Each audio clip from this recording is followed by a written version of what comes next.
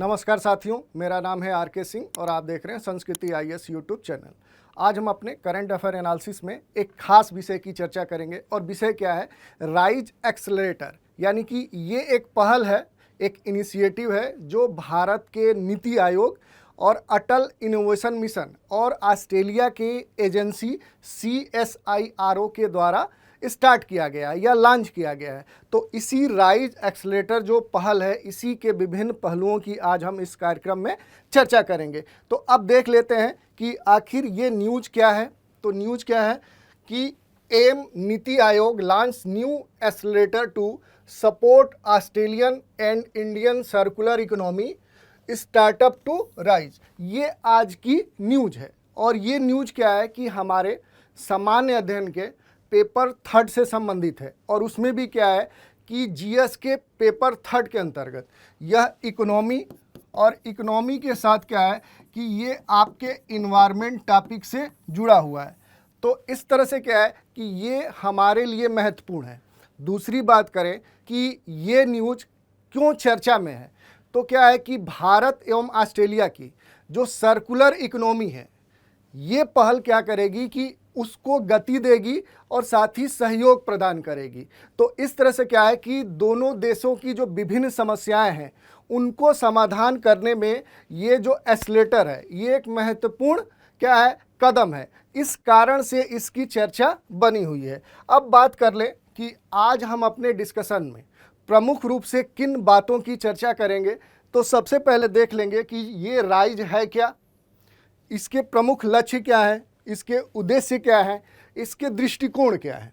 फिर देख लेंगे कि जो ये रैपिड इनोवेशन स्टार्टअप के रूप में विस्तार के रूप में इसको देखा जा रहा है, तो क्यों देखा जा रहा है और इससे संबंधित जो प्रमुख घोषणाएं की गई हैं वो क्या है। और फिर देखेंगे कि राइज का थीम क्या है, फोकस थीम क्या है। फोकस थीम के साथ क्या है कि किसी भी स्टार्टअप को इसमें क्यों भाग लेना चाहिए और भारत में स्टार्टअप की क्या सिचुएशन या क्या स्टेटस है, स्थिति है।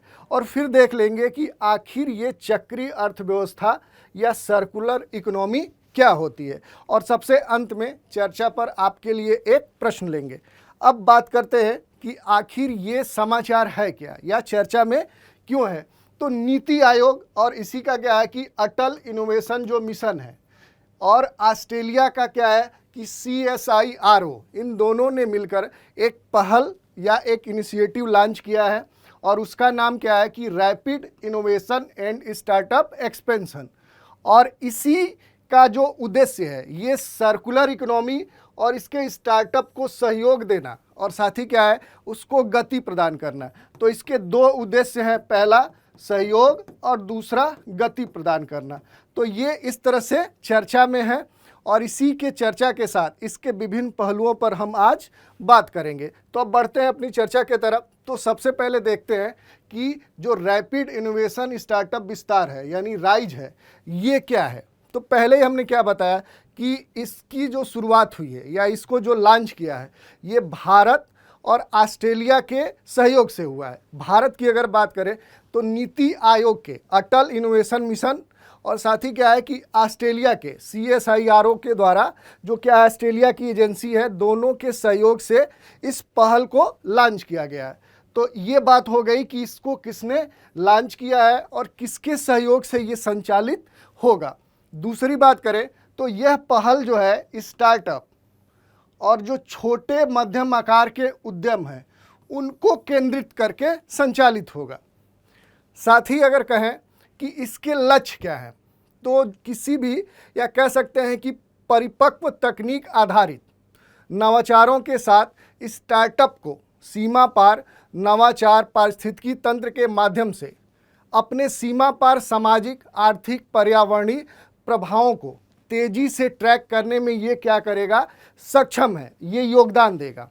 और अगर इसी के साथ अगर इसके दृष्टिकोण की हम बात करें कि आखिर इस पहल का दृष्टिकोण क्या है, तो जो ऑस्ट्रेलिया भारत की सबसे महत्वपूर्ण साझा राष्ट्रीय चुनौतियों को हल करने और साथ ही क्या है कि प्रौद्योगिकी के नेतृत्व वाले नवाचार, सीमा पार सहयोग और पारिस्थितिकी तंत्र एकीकरण के माध्यम से अस्थायी और प्रभाव पैदा करने वाले जो स्टार्टअप हैं उनको भी ये प्राप्त करेगा या ये सहयोग प्रदान करेगा। तो इस तरह से क्या है कि ये इस पहल के कुछ लक्ष्य और दृष्टिकोण हो गए। और इसी से संबंधित कुछ फिगर आपके सामने दिया गया है कि ये उच्च संभावित प्रभाव वाले जो विषयगत क्षेत्र हैं उनमें नवीन प्रौद्योगिकी से संबंधित है, घरेलू बाजार में व्यावसायीकरण से संबंधित है और भारत या ऑस्ट्रेलिया में विभिन्न विस्तारों पर यह ध्यान देगा।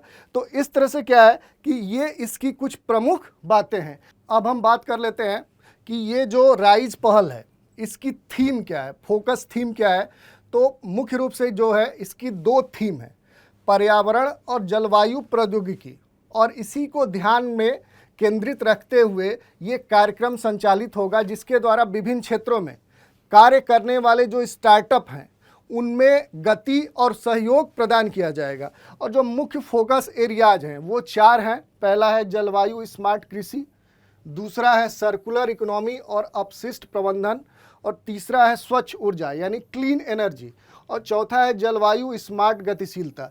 तो इसके बारे में भी आपको थोड़ा थोड़ा जानना चाहिए, क्योंकि अगर प्रश्न पूछता है तो हो सकता है कि प्रत्यक्ष या अप्रत्यक्ष रूप से इनके बारे में भी पूछ ले।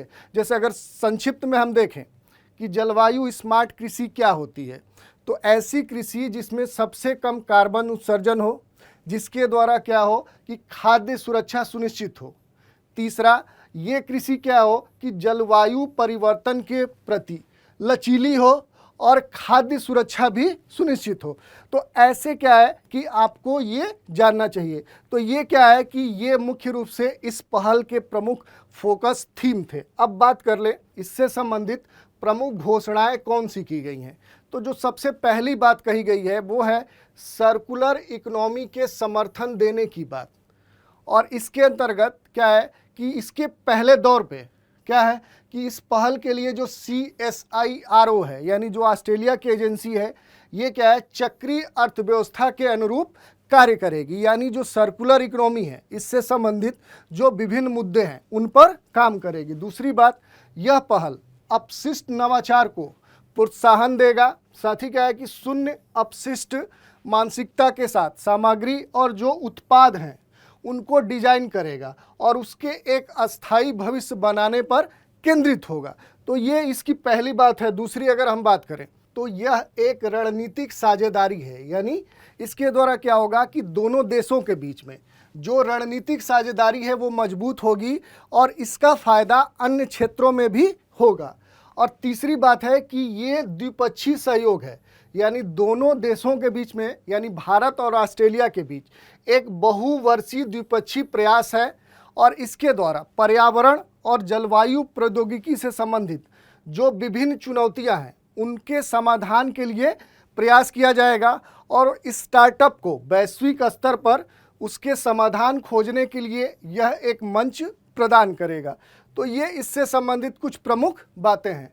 कार्यक्रम विवरण की अगर बात करें तो जो राइज एक्सेलरेटर कार्यक्रम है ये लगभग 9 महीने तक चलेगा और जो इसका उद्देश्य है ये नए क्षेत्रों में जो नए स्टार्टअप हैं उनकी सहायता भी प्रदान करेगा और इसी के साथ यह व्यवसाय या जो व्यवसाय मॉडल हैं और जो प्रौद्योगिकियां हैं उनके संसाधन सरलता का विकास करेगा और यह साझेदारों, ग्राहकों और प्रतिभाओं को फास्ट ट्रैकिंग कनेक्शन में सहायता प्रदान करेगा और इसी के साथ अंतर्राष्ट्रीय बाजार की सफलता के लिए एक विश्वसनीयता बनाने में भी हमारी मदद करेगा।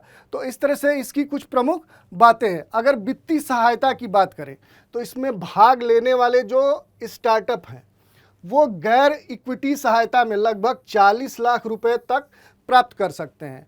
और अगर आवेदन प्रक्रिया की बात करें तो जो राइज एक्सेलरेटर है इस कार्यक्रम में रुचि रखने वाले स्टार्टअप में आवेदन कर सकते हैं और इसके लिए जो आवेदन है उसकी तिथि या जो खुले रखने की बात करें तो यह 7 जनवरी 2024 तक ये आवेदन किए जा सकते हैं।